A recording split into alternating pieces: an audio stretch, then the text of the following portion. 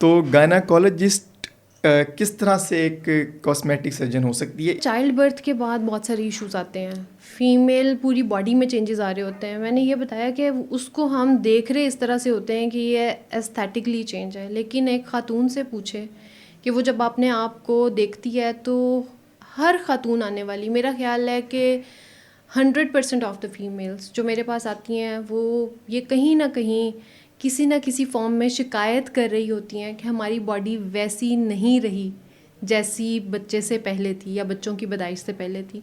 Even slim smart girls आती हैं, 3 3 बच्चे पैदा किए हुए हैं उसके बाद, लेकिन जो बेली फैट है वो नहीं जाता, ठीक है, और वो उनको बॉदर कर रहा है। ठीक हो गया। अब हम आते हैं फंक्शनल इश्यूज़ पे। लाइक मैंने बताया, नॉर्मल डिलीवरी हुई है और बहुत ज़्यादा पुश किया उसमें, और उसके बाद उसको प्रॉब्लम जो देखने में आई वो ये था कि यूट्रस जो है वो प्रोलैप्स हो गया। और बेशक इतना नहीं हुआ जैसे पुराने दौर की औरतों में होता था, 9 9 बच्चे, जिन्होंने 10 10 बच्चे पैदा किए होते थे, उसमें यूट्रस जल्दी प्रोलैप्स कर जाता था और वजाइना के थ्रू बाहर आ जाता था एक बॉल की सूरत में। अब तो सी सेक्शन का रेट भी, क्योंकि सेफ डिलीवरी की तरफ चले गए हैं, तो प्रोलैप्स का rate with the passage of time कम हो गया है। लेकिन अभी भी मेरे पास ऐसी गर्ल्स आती हैं जिन्होंने 1 या 2 बच्चे पैदा किए हैं, बहुत ज़्यादा पुश करने पे उनकी यूट्रस डिसेंट हो गई है और नेक्स्ट डिलीवरी फिर उनकी सी सेक्शन से उन्होंने खुद करवाई है अपने डॉक्टर से मशवरा करके।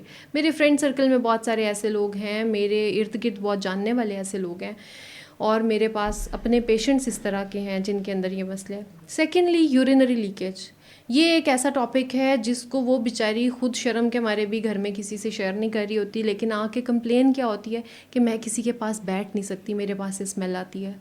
हस्बैंड कंप्लेन करता है, ठीक है, साथ वाले कंप्लेन करते हैं, मैं इधर से कपड़े चेंज करती हूँ, उधर से फिर स्मेल आने लग जाती है और वो कॉन्टीन्यूस ड्रिबल हो रहा है। ठीक हो गया।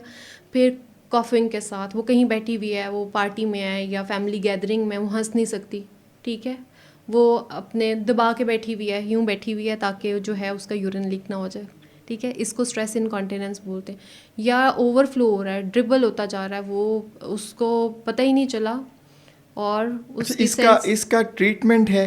क्योंकि ये मैंने सवाल इसलिए पूछ रहा हूँ क्योंकि हमारी पुरानी अंडरस्टैंडिंग कह लें या जो जनरल लोगों को जितनी इन्फॉर्मेशन होती है, तो ऐसे लगता था या जो हमने सुन रखा है कि ये इस तरह के इश्यूज तब होते हैं जब आपके जो लाइक जो मसल्स हैं या वो जब वीक होते हैं, आप अपने मतलब असाबी तौर पे कंट्रोल नहीं कर पाते उन चीज़ों को, तो फिर ये इश्यूज होते हैं। या ये जिस तरह आप बता रही हैं कि ये मतलब फिजिकल इश्यूज हैं, क्या है ये? बिल्कुल फ़ाहद, इसके अंदर ना डिफरेंट फैक्टर्स होते हैं। फॉर एग्जांपल मैंने ये बताया है कि यूट्राइन प्रोलैप्स के अंदर कोई एक फैक्टर नहीं है। हो सकता है उसकी फैमिली हिस्ट्री हो, उसका कोलेजन वीक है, उसका टिश्यू इस तरह का वीक है कि उसकी मदर में भी हिस्ट्री थी पेशेंट की, और फैमिली हिस्ट्री खालाओं में, सिस्टर्स में ये हिस्ट्री है, क्योंकि उसकी फैमिली में जेनेटिकली उसका जो है, और कुछ ऐसे डिजीज़ भी हैं जिसके अंदर टिश्यू वीक होता है, तो उसके अंदर प्रोलैप्स की हिस्ट्री जल्दी होती है यंग एज में। लेकिन उस चीज़ को, जो चीज़ एग्रेवेट कर सकती है, एक होता है पॉजिटिव फैक्टर और एक होता है एग्रेवेटिंग फैक्टर।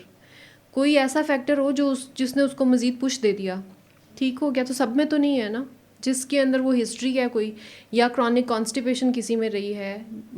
बात ये है कि सिर्फ चाइल्ड बर्थ के साथ नहीं है, ये मसले उसको किसी और प्रॉब्लम के साथ भी देखने में आ सकते हैं। इसके अलावा आप ये देखें कि सेक्सुअल हेल्थ उसकी कॉम्प्रोमाइज़ है। Sexual health in the sense कि शादी के कुछ अरसे तक तो रिलेशन ठीक रहा, उसके बाद लॉस ऑफ इंटरेस्ट, ये बहुत ज़्यादा कॉमन है हस्बैंड एंड वाइफ में। मेरे पास जो फीमेल्स आती हैं वो कंप्लेन करती, कपल्स आते हैं, ठीक हो गया। अब उसके अंदर जो कॉस्मेटिक गायनेकोलॉजी या एस्थेटिक गायनेकोलॉजी में जो एडवांसमेंट है, उसमें हम पीआरपी, जैसे आपके फेस और हेयर में इंजेक्ट होता है, इसी तरह पीआरपी बना के डिफरेंट एरियाज़ जो कि सेक्सुअल सेंसेशंस को बढ़ा देते हैं उनमें इंजेक्ट किया जाता है, जिसकी वजह से काफ़ी इंप्रूवमेंट आ जाती है हस्बैंड वाइफ के रिलेशन में, सेटिस्फेक्शन में, ठीक है। अब इस सेटिस्फेक्शन के अलावा loss of feeling of sexual intercourse, ये बहुत कॉमन है। मेल्स कंप्लेन करते हैं फीमेल्स को, अपनी वाइफ्स को, कि they do not feel anything क्योंकि वजाइना लूज़ हो गई है चाइल्ड बर्थ के बाद। अब इसके ऊपर कोई बात करना नहीं चाहता, और अगर कर लें तो ये डॉक्टर ऐसी है, ये क्या बातें प्रमोट कर रही है, where we are heading as a nation,